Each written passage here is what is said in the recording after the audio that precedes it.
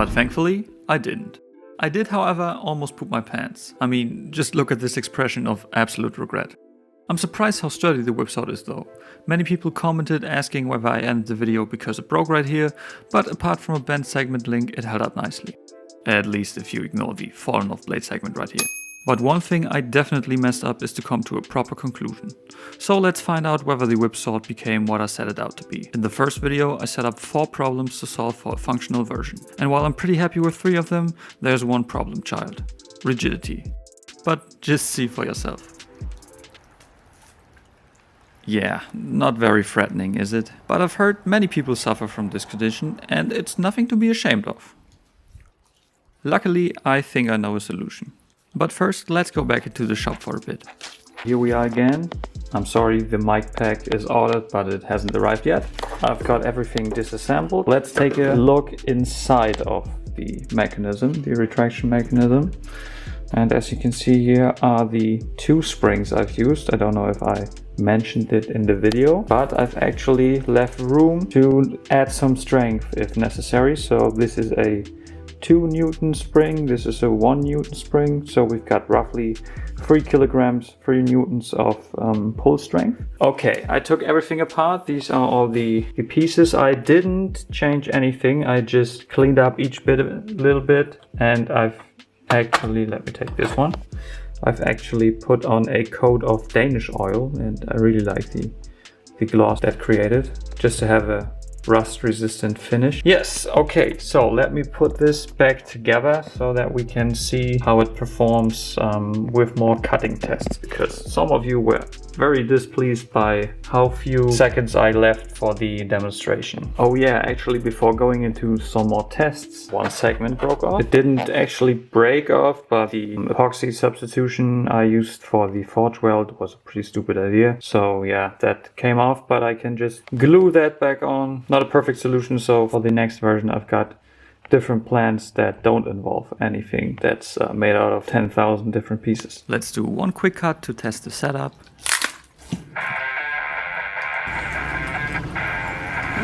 And it's time to put on the testing gear.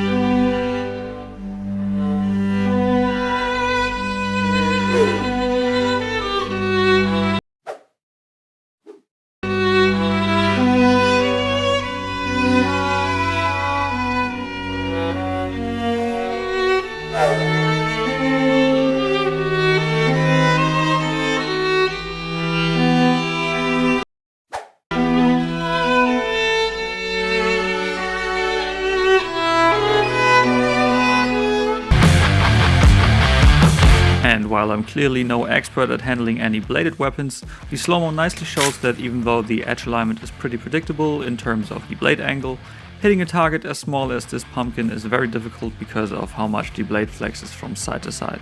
And even though it looked like I just slapped the pumpkin out of frame, I actually cut it, but since it's bigger than one segment, it gets a nice little smack from the links as well. I tried again with even smaller targets, and though the outcome isn't much different, it's notable to say that even with this bad edge alignment here that turned the blade sideways, the rigidity of the steel links allowed me to get the edge aligned again for the next hit mid-swing. So I think I'm on the right track with the link approach. And I missed again. But at least it's clearly sharp, so maybe it's more of a user than a product problem. Oops. Yeah, maybe both. But those were all soft targets that your blade could easily pass through. Let's see what happens when hitting something more rigid.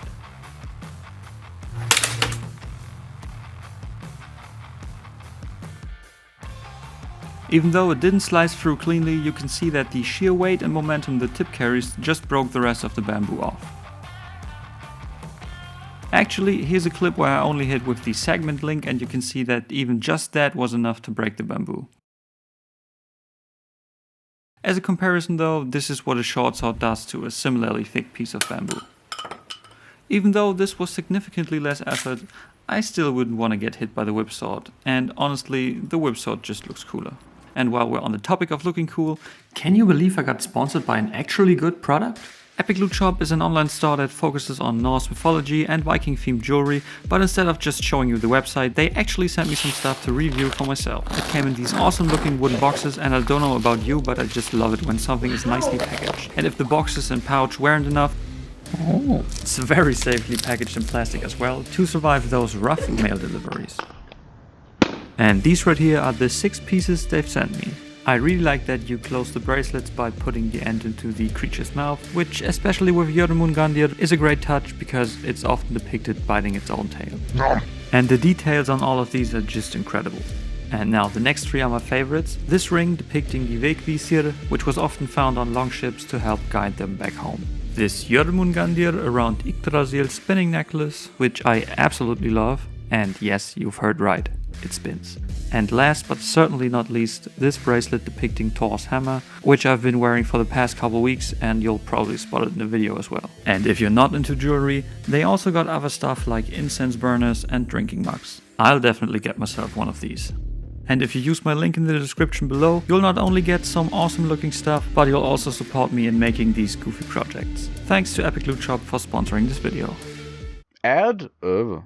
Alright, let's take a look at it before I completely take it apart. And let's go over what I like and dislike about the design. So, first of all, these have to go. This looks like crap. It's just, yeah, time pressure, so I had to do this. Also another solution for the nut right here, but that's just visually. I've ordered new steel wire so that it doesn't have all that much resistance, especially in here, because we get a pinch point right here, and with smaller gauge steel wire I think this will be better. Another thing, the whole brake system will go. I really don't like how the triggers turned out, but that's also just because I had a couple of hours time for that. So we'll change that one as well. Let's take a look inside of the mechanism. Let me retract this real quick. Alright, so this spring completely broke. So this is not doing anything. I mean, the retraction works with just one spring, but I really like the extra tension it gave. So I've ordered a new spring, and the new brake system, maybe, I don't know yet, can go in here as well. The first thing we have to do is get the all thread out of here. This would probably be easier if I would just...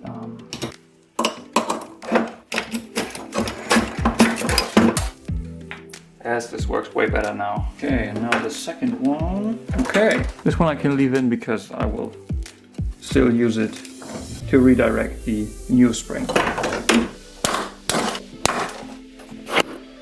And now we've got a big pile of junk.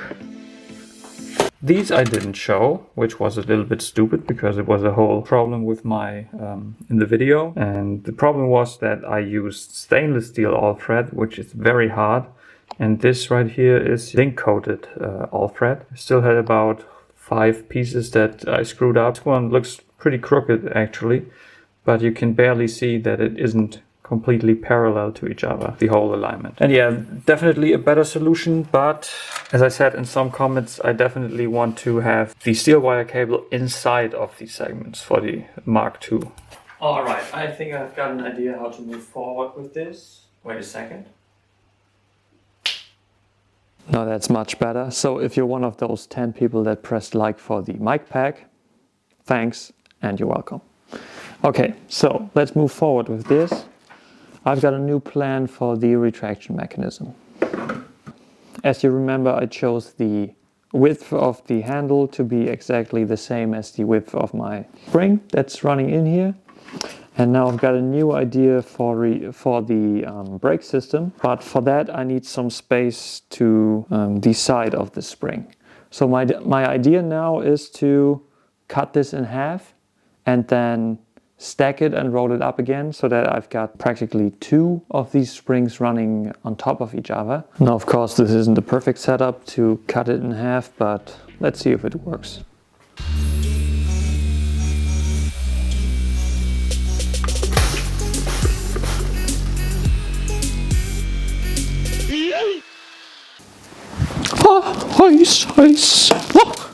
Alrighty, now let's try to get these stacked. I think I should roll it the other way, and then I can roll them back together.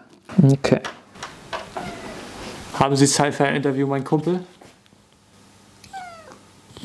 Ja, sagen Sie es nochmal ins Mikrofon, bitte. Dachte ich mir.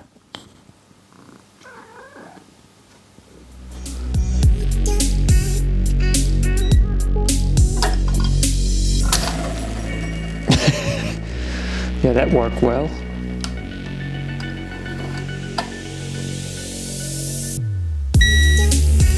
.68 kilograms, so this is pretty nice. That's roughly the same weight as the whole sword has, so I think this should be enough. Well, actually, maybe... let's just try this first. Then we can still add some more springs.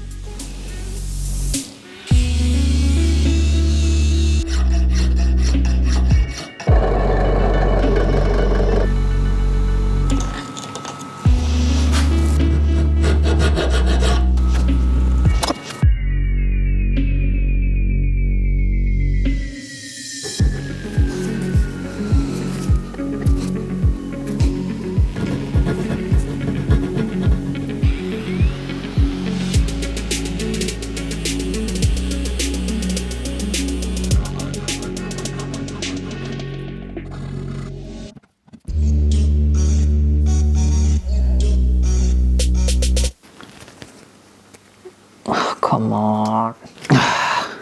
Come on.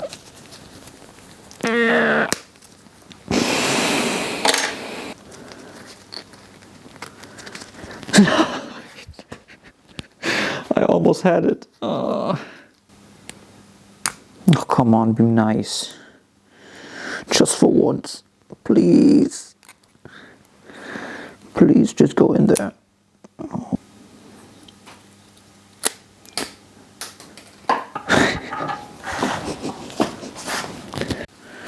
Okay, I've actually managed to get it somehow assembled, but just doing a pullback test by hand.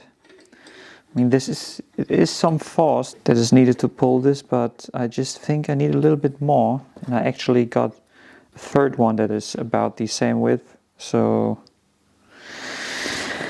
I think I'd rather put this one on there as well before I assemble the whole thing and then, you know, realize that I don't have enough pull strength. Okay, I managed to get them on there. Don't ask me how I did this, but yeah, it's done. Now let's wrap this up and then put it in there to see how much space we actually got left inside of the handle. There actually isn't enough space right now because even with pressure right here, it doesn't roll back all the way. Now I have to take the whole thing out and grind down the wood a little bit. Alright, I whipped up a quick little guiding system, let's call it, for the spring so that... Oh, you can't see anything. Let's get a little bit closer. Okay, so that the spring can't twist while it's being pulled back. You can see it can now only move in the direction I want. There's another issue I found now, which you can see when I let go of it. It starts to curl up right here, so the whole thing doesn't roll back, but instead the springiness of the spring itself tries to curl it up before it even starts rolling back. And my initial thought was that it's actually rubbing against the wood on the downside right here, but I think the actual issue is that this fit right here is too tight. So I think I can just fix a lot of that by filing this a little bit. Now the question is, how do I clamp this down or get it in the vise without having to take these springs off? Because we all know what happened while I was trying to get them on. How do I clamp this? You know what? I've got a belt grinder. So I'm only thinking about files nowadays. At this point right here, it somehow gets stuck a little bit, but I mean, it manages to get enough strength to actually overcome that point.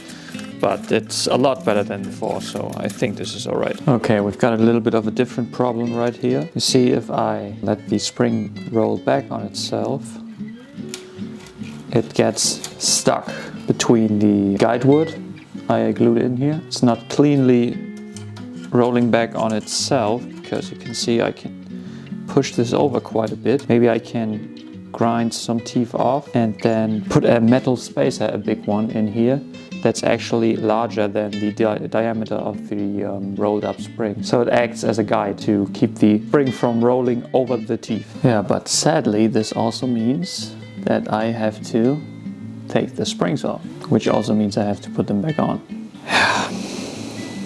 F's in the chat.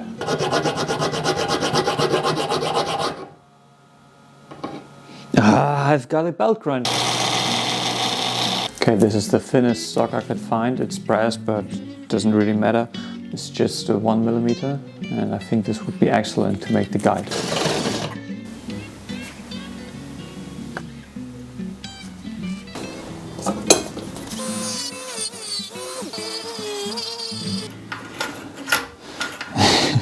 It's not really round and symmetrical at all, but I think this will work. But now we've got another problem. The ball bearing that's responsible for redirecting, now that I've got the smaller gauge wire, it actually gets pinched between the divider I put in there and the wall. This is almost stuck. So let's see what we can do about that.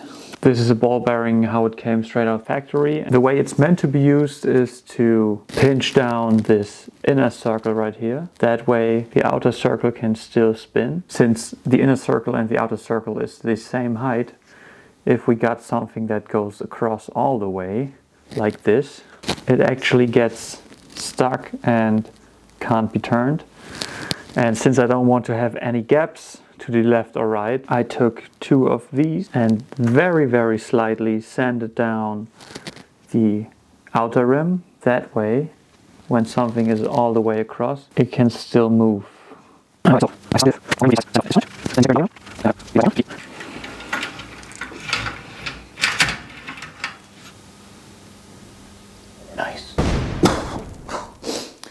I think this is the perfect time to finally explain what I'm even building here.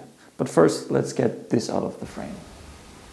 The problem with the rigidity was that A, it wasn't holding enough tension, and B, while fully retracted, there was still some slight gaps between each segment. And this thing right here was the solution I was talking about 10 minutes ago, but never really bothered to explain. So the springs are fastened to this gear looking thing, which means as I pull the spring, the gear moves as well. This means when the spring fully retracted on itself, I can use the gear to pull the spring just that little bit tighter so that all the gaps are closed. And if the gear can't turn, the springs won't be able to extend, which would lock down the blade. And that's where our new lever comes in. And if you remember from the first video, I've got these leftover pieces of Damascus from the tip segments that I couldn't use because of the split down the middle.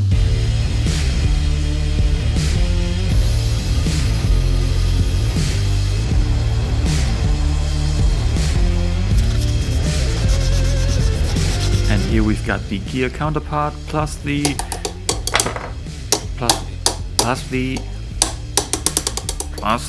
connector to the lever. And don't worry, I learned from my last mistake, so I'm not going to use epoxy to connect these 2 pieces. This time I'm using CA glue.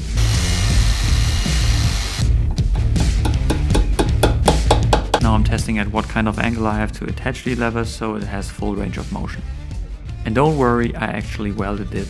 I just used the CA glue so everything is in the same angle I tested it with. Got the trigger welded on as well, and now let's clean this up a little bit and then see how much of the connector piece I have to grind off to get a nice fit. Okay, editing Sven again. For the next part you have to bear with me because, as I said, I've bought this mic pack and it comes with a transmitter and a receiver, and I don't know, I somehow pushed some of these buttons right here. They were not connected for the remaining videos, so instead of normal sound like here, everything you've got is silence. So, you know, I figured I'd try my best to imitate all these sounds you would normally hear on the footage so that you've got the whole pleasure of experiencing everything I've done. So sit back and enjoy my interpretation of working sounds.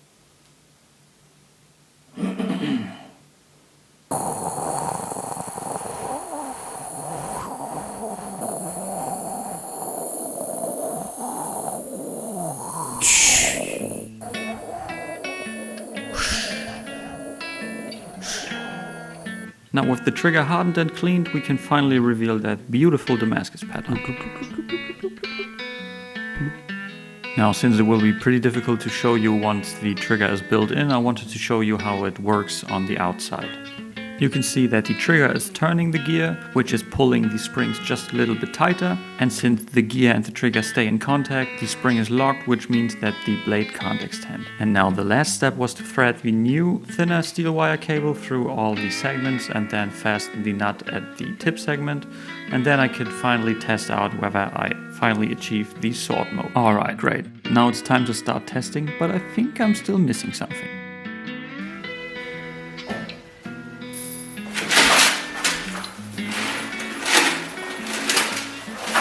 I've heard that pool noodles are great for cutting tests, but sadly I couldn't find any, but I've got its close cousin, the pipe installation. I think this should be good enough. And now as a comparison, this is holding the sword pointed outwards without pulling the trigger. And now let's see if the trigger mechanism actually works out and... Hooray!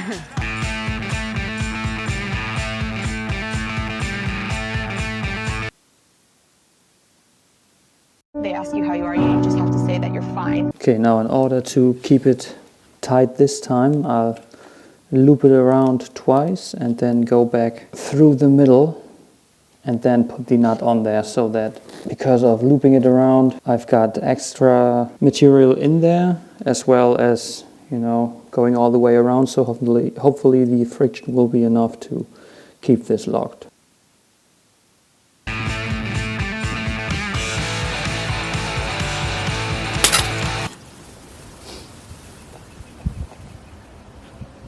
Say that you're fine. It almost went through, but this time the steel wire snapped. This 1mm cable is supposed to have a tensile strength of around 80 kg, so you can imagine the forces at play here. I put in the thicker wire again to do some more cuts, but you can see that because of the outside cable, it never penetrates deeper than the wire. And because of the modifications to the retraction mechanism, it also doesn't retract very good anymore. So we've got a perfect case of what we like to call Verschlimmbessern in Germany. And while I'm letting off some steam over being defeated by pipe insulation, let's go over what we have learned. If you want something to do the job of a sword, just use a sword. But I'm still going to make a second version of the whip sword though.